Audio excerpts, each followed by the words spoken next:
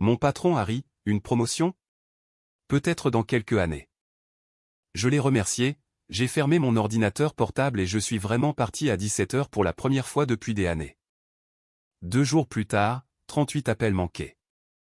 Les lumières fluorescentes de notre bureau clignotaient toujours vers 16h45, comme si elles protestaient contre le début d'une autre longue nuit. D'habitude, je restais jusqu'à 20 h ou 21 h, bien après que tout le monde soit rentré chez soi, à régler les détails que personne d'autre ne voulait gérer. Mais ce jeudi soir-là, quelque chose en moi s'est brisé d'une manière que je ne comprenais pas encore pleinement. Je m'appelle Mandy Fletcher. J'ai 42 ans. Et jusqu'à cette nuit-là, j'avais été convaincu que la loyauté et le travail acharné garantissaient la stabilité. Il s'avère que la loyauté dans la vie d'entreprise ne compte que lorsqu'elle profite à quelqu'un d'autre. Le moment qui a tout changé est arrivé à 16h52. J'étais assise en face de mon patron, Grant Saunders, qui consultait ses emails sur son téléphone pendant que je terminais de présenter les améliorations trimestrielles que j'avais personnellement menées. 28% de délai de traitement plus rapide, 40% de plaintes clients en moins, et un nouveau système d'intégration qui avait permis à l'entreprise d'économiser plus de 200 000 $ cette année seulement. J'avais passé les 2 derniers mois à préparer ce rapport, données, projections, études de cas, tout. Quand j'ai finalement cessé de parler, Grant a levé les yeux vers moi avec le genre d'expression que l'on donne aux tout-petits qui montrent fièrement un gribouillis. Une promotion, a-t-il répété, en se penchant en arrière sur sa chaise. Mandy, peut-être dans quelques années. Tu es fiable, mais le leadership demande de la présence. Une pensée globale, une présence fiable, un langage d'entreprise pour tu fais tout le travail, mais tu n'auras jamais le titre point. Il a ri, oui, il a ri, et a dit, mais bon, continue de travailler dur et nous verrons. Je l'ai remercié parce que c'est ce que les gens comme moi sont conditionnés à faire. Et je suis parti, le cœur battant et les bords de ma vision brouillés. Je ne me sentais pas en colère. Pas encore. Ce que je ressentais était un vide. Mais le véritable tournant est survenu au moment où je suis retourné à mon bureau. Il était 16h59. Et pour la première fois depuis des années, j'ai regardé l'horloge comme si c'était un objet interdit. 17 h, c'était quelque chose que d'autres personnes célébraient, des parents qui partaient chercher leurs enfants, des collègues qui avaient des hobbies, des cours de sport, des amis, des gens qui avaient des limites, des gens qui n'étaient pas moi. Puis, quelque chose d'étrange est arrivé. J'ai fermé mon ordinateur portable. J'ai attrapé mon manteau et je suis sorti. Mes collègues m'ont regardé comme si j'avais des ailes. L'un d'eux a même murmuré, « Est-ce qu'elle est malade ?» Mais je n'ai rien dit. J'ai continué à marcher. Et quand je suis sorti, l'air froid de janvier m'a frappé au visage. Et Dieu m'est témoin, je me suis senti libre, pas autonome, pas confiante, pas rebelle. Juste libre, comme si j'avais descendu un tapis roulant qui accélérait depuis 8 ans. Je suis rentré à la maison à 17h40. Mon mari, Chris, a failli laisser tomber la cuillère qu'il tenait. « Tu es rentré tôt » a-t-il dit en clignant des yeux. « Oui » ai-je dit, en accrochant mon manteau. « J'ai décidé de partir à l'heure aujourd'hui. » Son expression s'est adoucie d'une manière inattendue. « J'aime bien cette version de toi. » Cela m'a piqué, comme la vérité le fait souvent. Pendant des années, j'avais été la personne fiable. La première à se porter volontaire, celle qui résolvait les problèmes discrètement, celle qui portait le poids de 3 rôles sans se plaindre. Grant plaisantait en disant que je maintenais le département en marche. Je riais toujours avec lui, sans réaliser qu'il le pensait littéralement. Mais cette nuit-là, tandis que Chris et moi préparions le dîner ensemble, chose que nous n'avions pas faite depuis des mois, j'ai réalisé à quel point j'avais échangé ma vie contre une stabilité qui n'était même pas réelle. J'ai bien dormi pour la première fois depuis des semaines. Le lendemain matin, je suis toujours arrivé tôt, mais pas assez tôt pour nettoyer le chaos de tout le monde avant le début de la journée. À 8h58, je suis entré dans le grand bureau avec un café et mes cheveux encore humides de la douche. Les gens m'ont vraiment regardé. « Mandy, tu t'es retrouvé coincé dans les embouteillages » a plaisanté quelqu'un. « Non » ai-je souri. J'ai juste commencé à respecter mon temps. Ils ont ri, incertains de comment interpréter cela. Vers 10 h, de petites fissures ont commencé à apparaître. Un fournisseur avait modifié son processus de facturation du jour au lendemain. Un problème que je gérais habituellement discrètement avant que quiconque ne le remarque. Cette fois, lorsque la chaîne de mails paniqués a commencé à circuler, je ne suis pas intervenu. J'ai juste observé. À midi, une plainte client s'est intensifiée car l'équipe de support ne connaissait pas la bonne solution de contournement dans le système. Une autre chose que je gérais habituellement. Et vers 15 heures, notre plus gros client, Atlas Dynamics, a envoyé un message furieux indiquant qu'ils attendaient depuis 4 jours une révision de contrat que Grant avait oubliée. Vous savez qui lui rappelait toujours? Moi. Mais je ne l'ai pas fait cette fois-ci car, selon lui, je n'étais pas prête pour le leadership. Ça, c'était jeudi. Le vendredi après-midi, le stress au bureau était palpable. Les gens couraient, les téléphones sonnaient, les messages Slack fusaient comme des flèches dans toutes les directions. Je suis parti à 17 heures, encore une fois. Et c'est à ce moment-là que l'univers a finalement décidé de révéler ses cartes. 2 jours plus tard, dimanche matin, je me suis réveillé avec 38 appels manqués, la plupart de Grant, quelques-uns de la direction, 3 du PDG, et un d'un numéro que je ne reconnaissais pas. J'ai regardé mon téléphone, le cœur battant, sachant sans aucun doute que ce n'était pas à propos d'un fichier perdu ou d'un email retardé. Quelque chose de bien plus grave s'était brisé. Et je n'étais pas sûr d'être la cause ou la solution. Mais je savais une chose, ils avaient enfin réalisé ce qui se passait quand je cessais de faire tout le travail invisible qu'ils n'avaient jamais apprécié. Quand je me suis enfin assise dans mon lit ce dimanche matin, la première chose que j'ai ressentie n'était pas la peur. C'était l'incrédulité. 38 appels manqués. Je me suis frotté les yeux, me demandant si j'avais accidentellement appelé en crise. Mais non, chaque appel était réel. Chaque message vocal était réel. Et chaque message avait le même ton nerveux et frénétique, Mandy, appelle-moi dès que possible. Le dernier message vocal était de Grant. Sa voix tremblait. Mandy, nous avons besoin de toi. S'il te plaît, rappelle-moi dès que tu recevras ce message. J'ai regardé le téléphone pendant un long moment. Pendant des années, j'avais bondi dès que mon téléphone vibrait.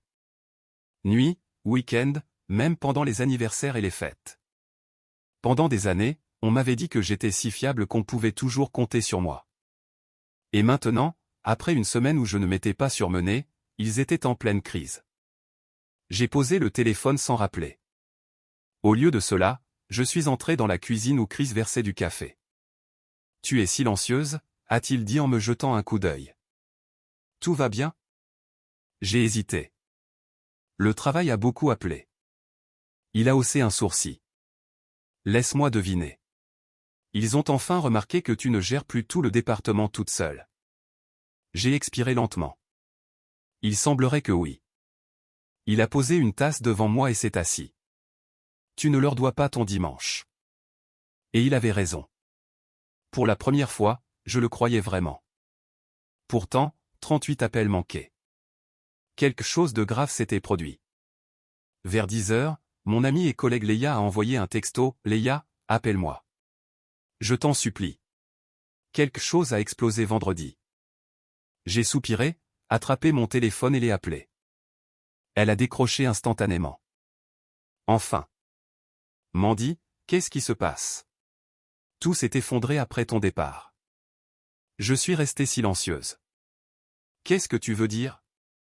Tu sais, cette révision de contrat pour Atlas Dynamics, celle que Grant a oublié de finaliser. Eh bien, ils ont annulé le renouvellement complet. Ma poitrine s'est serrée. Ils ont annulé le renouvellement? Ce contrat vaut 3 millions par an. Exactement.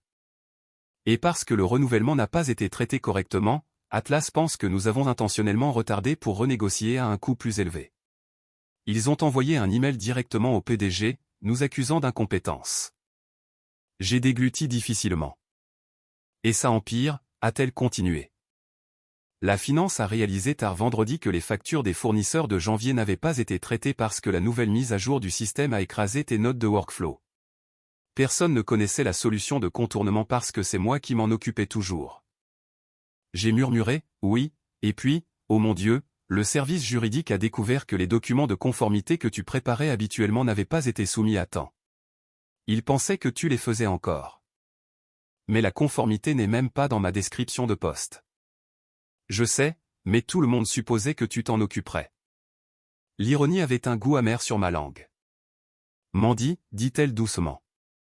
Les gens paniquent. La direction arrive demain. Cela expliquait le numéro inconnu. Ils ont convoqué une réunion d'urgence à 8 heures lundi. Elle ajouta, ils te veulent là. Grant a pratiquement fait une dépression nerveuse. J'ai fermé les yeux. Leia, je n'ai pas causé cela. Je sais que non. Ils l'ont causé en te surchargeant de tout et en prétendant que c'était normal. Je l'ai remercié, j'ai raccroché et je me suis assise seule dans la cuisine. Pendant des années, j'avais été le filet de sécurité invisible sur lequel toute l'entreprise comptait discrètement. Mais au moment où j'ai pris du recul, même un peu, tout s'est effondré. Et le plus dégoûtant, ma description de poste ne couvrait même pas la moitié de ce que j'avais fait. Cette nuit-là, je suis resté éveillé en pensant à lundi. Je n'avais pas peur d'être licencié. Au contraire, cela aurait été un soulagement. Ce qui me faisait peur était quelque chose de plus profond. Et s'ils essayaient de me ramener dans le même cycle? Parce que je savais comment fonctionnaient les gens comme Grant. Ils ne s'excusaient pas. Ils paniquaient, suppliaient, manipulaient, puis, une fois la crise passée, faisaient comme si rien ne s'était passé. Je n'allais pas retourner à cela. Plus maintenant. Quand je suis entré au bureau lundi à 7h58, tous les yeux se sont tournés vers moi comme si j'étais un fantôme revenu d'entre les morts. Les gens chuchotaient. Grant se tenait devant la salle de conférence C, pâle en sueur. Au moment où il m'a vu, il s'est précipité. Mandy, Dieu merci. Nous devons parler. J'ai levé une main. La réunion commence à 8 heures. Nous parlerons ensuite.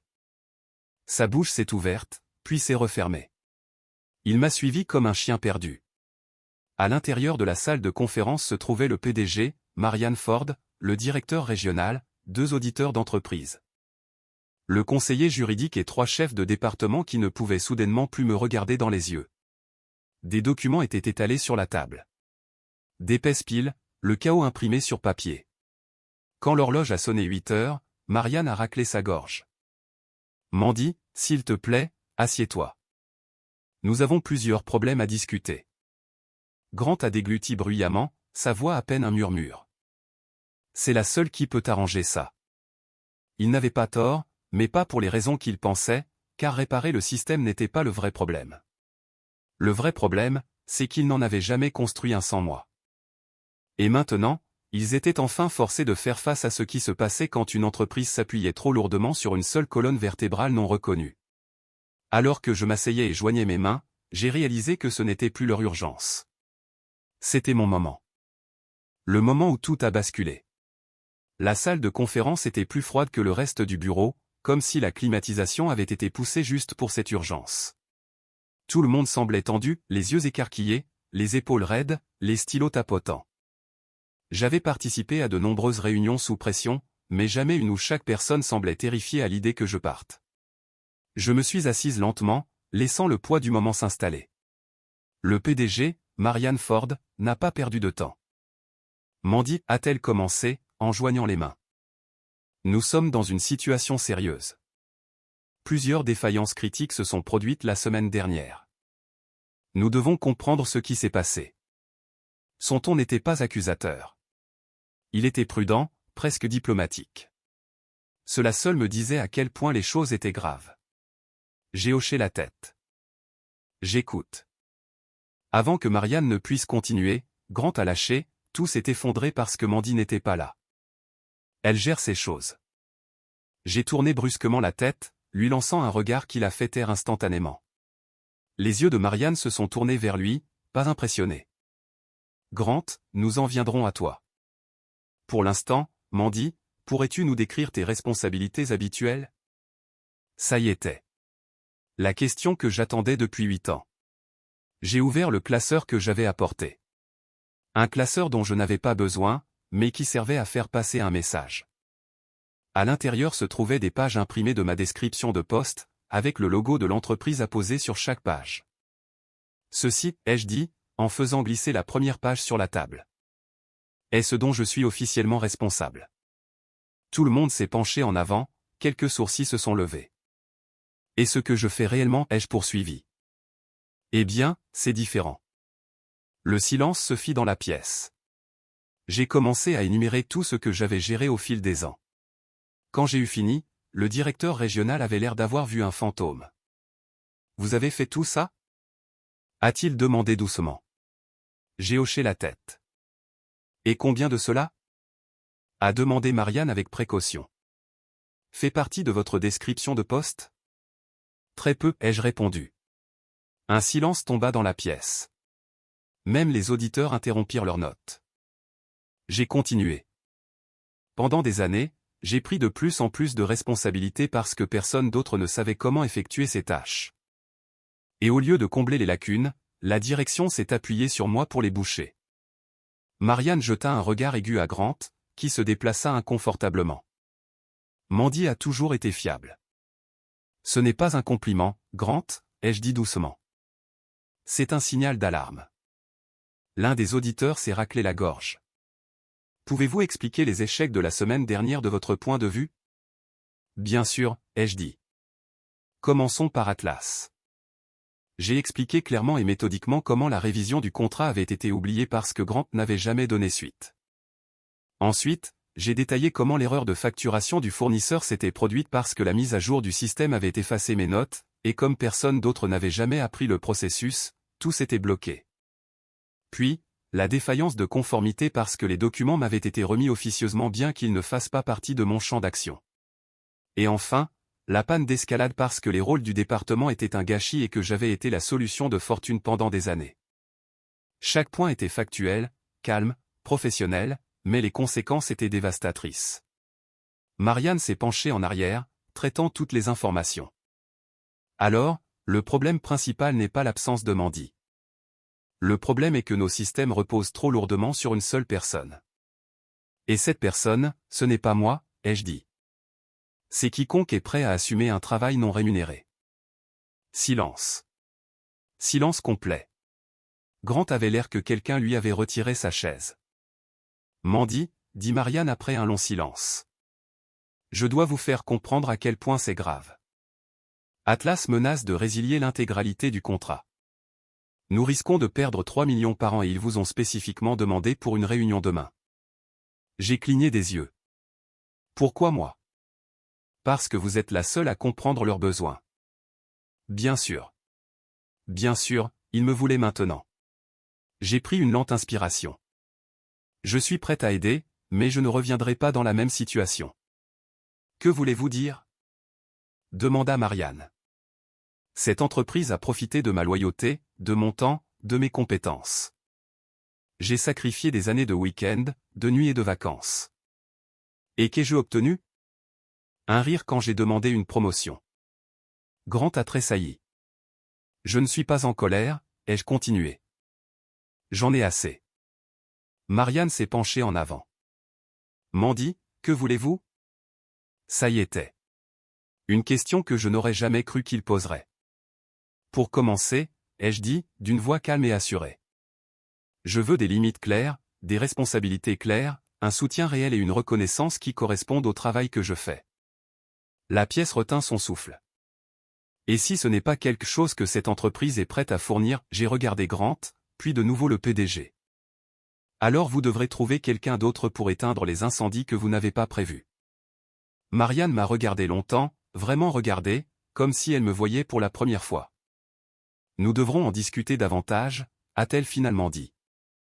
Mais Mandy, ne prenez aucune décision aujourd'hui. Traduction, nous ne pouvons pas nous permettre de vous perdre.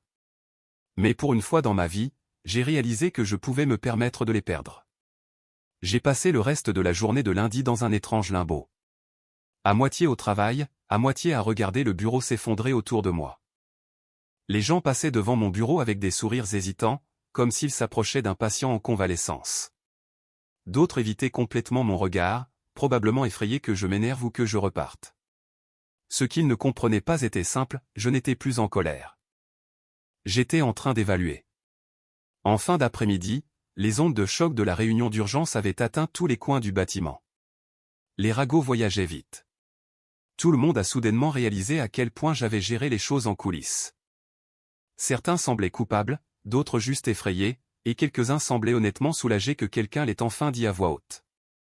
Vers 16h30. Léa s'est arrêtée à mon bureau avec 2 tasses de thé. Ça va? A-t-elle murmuré. Je crois que oui, ai-je dit. Ça a été une journée. C'est le moins qu'on puisse dire. Elle a jeté un coup d'œil autour, puis a baissé la voix. La rumeur dit que la direction pourrait secouer les choses. De grands changements. Je savais exactement ce que cela signifiait. Et Grant? Ai-je demandé doucement. Elle a fait une grimace. Disons simplement qu'il a fait les 100 pas dans le bureau comme un homme attendant un peloton d'exécution. Je n'ai pas applaudi. Je ne voulais pas me venger. Je voulais des comptes. Continue de respirer, dit-elle, me serrant doucement l'épaule. Ils ont plus besoin de toi qu'ils ne le réalisent. Peut-être. Mais avoir besoin de quelqu'un et le valoriser étaient 2 choses très différentes. À 16h58, juste au moment où je fermais mon ordinateur, un email de la PDG Marianne Ford est apparu. Objet, veuillez me voir avant de partir aujourd'hui. Urgent. J'ai hésité. Je ne lui devais pas ma soirée. Plus maintenant. Mais quelque chose me disait que ce n'était pas une conversation que je pouvais ou devais reporter. Je me suis dirigé vers son bureau, j'ai frappé une fois, et elle m'a fait signe d'entrer immédiatement. Mandy, dit-elle, debout plutôt qu'assise. Merci d'être venu. Sa posture était rigide, mais pas hostile. Cela me rappelait quelqu'un qui se préparait à une conversation qu'il aurait dû avoir il y a longtemps. Fermez la porte, s'il vous plaît. Je l'ai fait. Il y eut un long silence avant qu'elle ne parle. J'ai revu tout ce que vous avez dit lors de la réunion et j'ai parlé avec les services juridiques, de conformité, des finances et des opérations. Elle fit une pause. Ils ont tous dit la même chose. Je n'ai pas répondu. Je voulais qu'elle le dise. Vous avez assumé des responsabilités qui auraient dû être réparties entre au moins 3 départements. Ça y était. La vérité, enfin. Et elle ajouta, en se frottant les tempes, il est clair que Grant s'est servi de vous comme d'une béquille au lieu de gérer correctement. Mon cœur battit une fois. Je ne suis pas là pour faire virer qui que ce soit.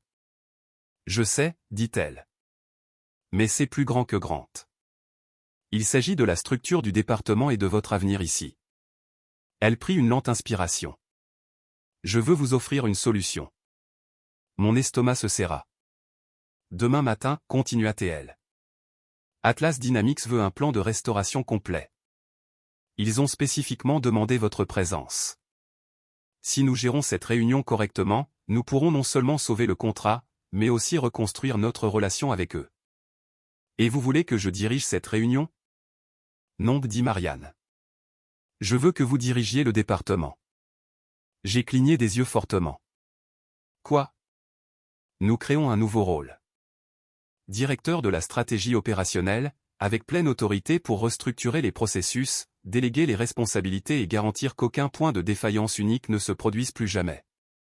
Je la regardais, incertaine si je devais rire, pleurer ou partir. Elle continua, cela s'accompagne d'une augmentation de salaire de 30% et de 2 embauches supplémentaires de votre choix. Vous relèveriez directement de moi.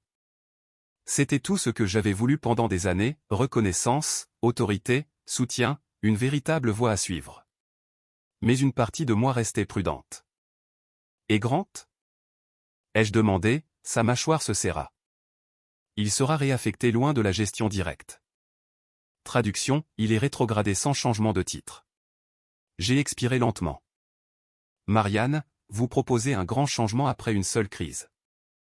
Êtes-vous sûr qu'il s'agit d'une amélioration et non de panique? Elle me regarda dans les yeux. Les deux peuvent être vrais, mais une chose est certaine. Nous ne pouvons pas diriger cette entreprise sans quelqu'un qui comprend réellement comment elle fonctionne. Cela me frappa plus fort que prévu. J'avais passé si longtemps à me sentir invisible que d'entendre la vérité énoncée si clairement me semblait presque irréel. J'ai besoin d'y réfléchir, ai-je dit doucement. Je m'y attendais. Elle hocha la tête. Prenez cette nuit. Mais Mandy, si nous perdons Atlas, ce ne sera pas à cause de vous. Si nous vous perdons, c'est une toute autre affaire.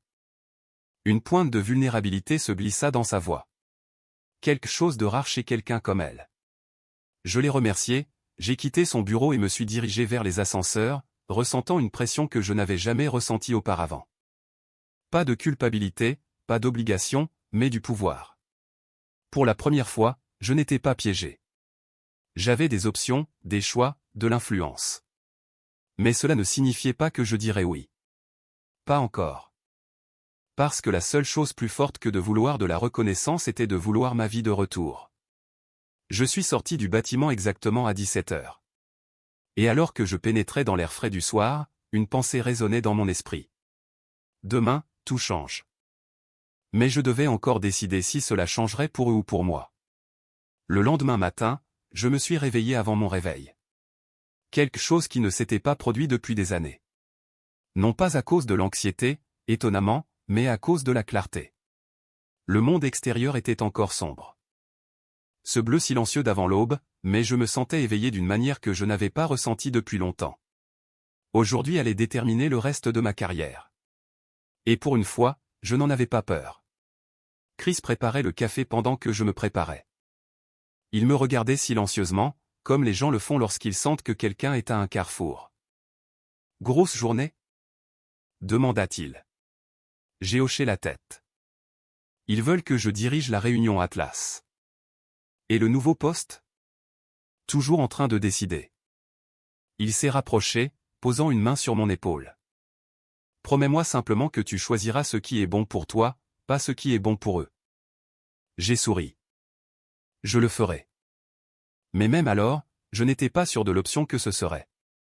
Quand je suis arrivé au bureau, la tension était palpable. Tout le monde savait qu'Atlas Dynamics pouvait faire ou défaire notre trimestre. Peut-être même notre année. Les gens chuchotaient en me voyant passer. Quelques-uns hochaient la tête avec un respect prudent.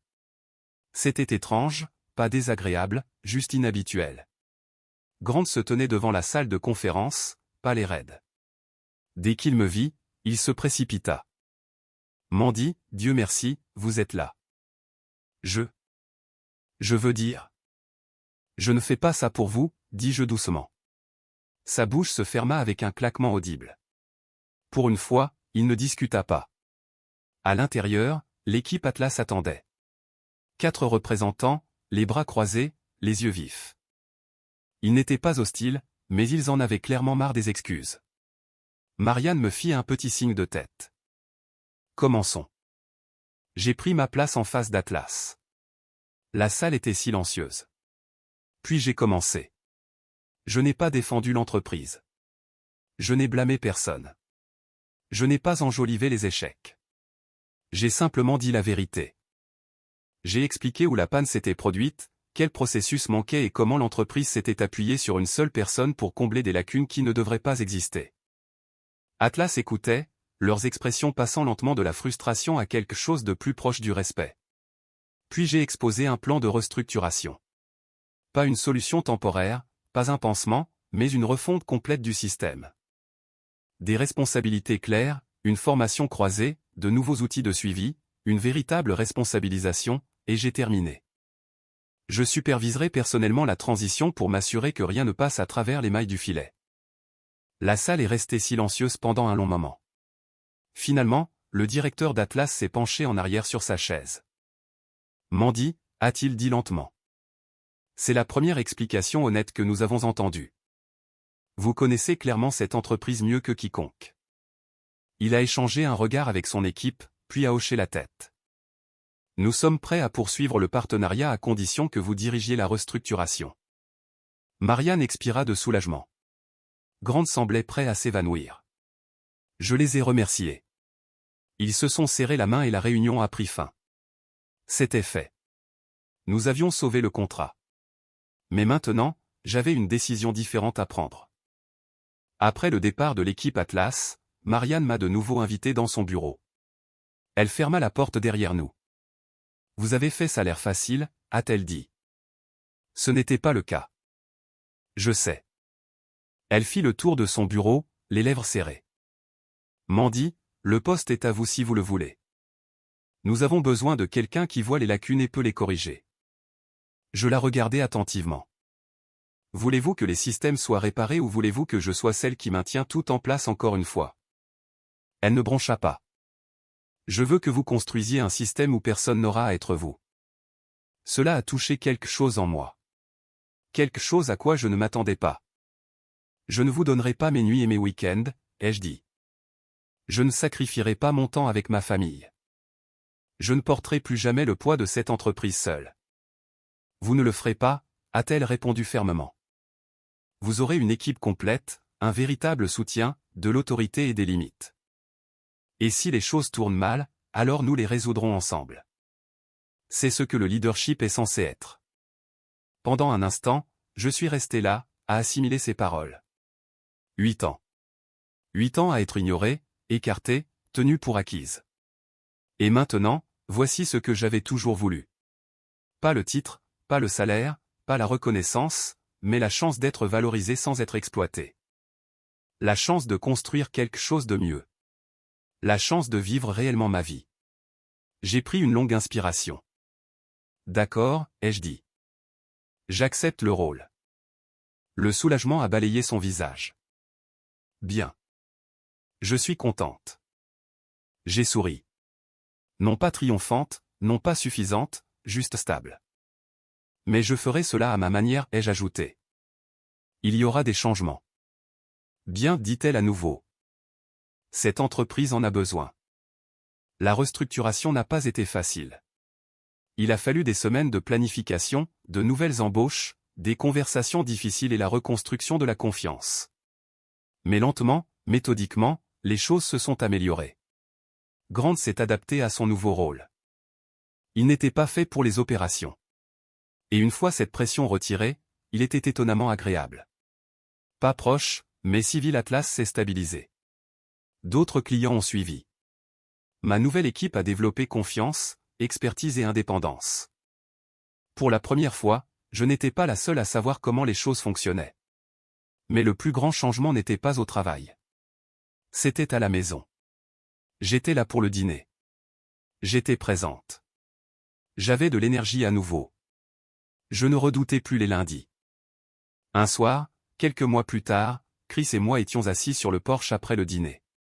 Il me regarda et sourit. « Tu as l'air plus légère, dit-il. »« Je me sens plus légère, » il hocha la tête. « Je suis fier de toi. » Je me penchai en arrière, regardant le coucher de soleil fondre à l'horizon. « J'ai enfin appris quelque chose, dis-je doucement.